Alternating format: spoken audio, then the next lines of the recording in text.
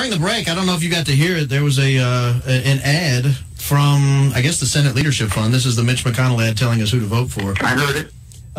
In the ad, it's your voice. It says you can't trust Donald Trump about anything he says. Do you still believe that?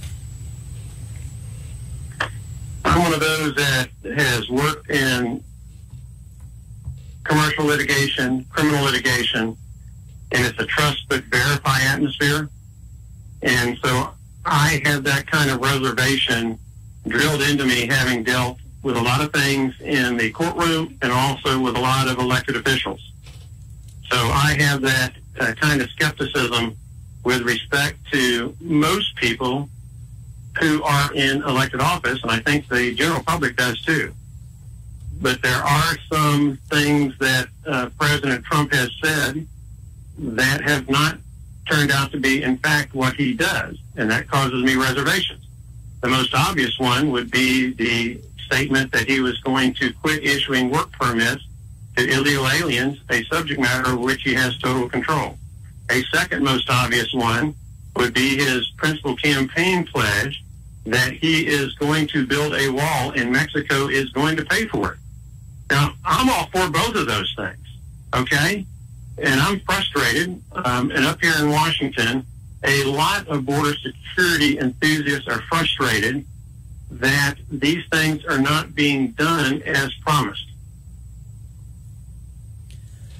Okay. So, I mean, those are the facts. Yeah. Now, here's another one, healthcare. The president calls me up and he thanks me for all my work in helping to get the healthcare bill out of the House of Representatives. The role that I played as one of the conservative leaders in cobbling together a bill that's still not as good as what we need, but nonetheless it does squeeze through the House. We have a huge celebration over at the White House in the Rose Garden where he's talking about it basically as the best thing since sliced bread. And then a few weeks later, he's describing in words such as mean and cruel. I mean, geez, how are you supposed to handle that? I mean, a lot of congressmen stuck their necks out, doing what the president wanted, getting this bill out of the House of Representatives, even though it still has major flaws, in order to move it over to the Senate. And then not long after these congressmen have stuck their necks out, particularly some of our more, well, at risk of winning election congressmen, and then the president then more or less attacks them for having put over to the Senate a bill that the president calls mean and cruel. Now, how do you react to that?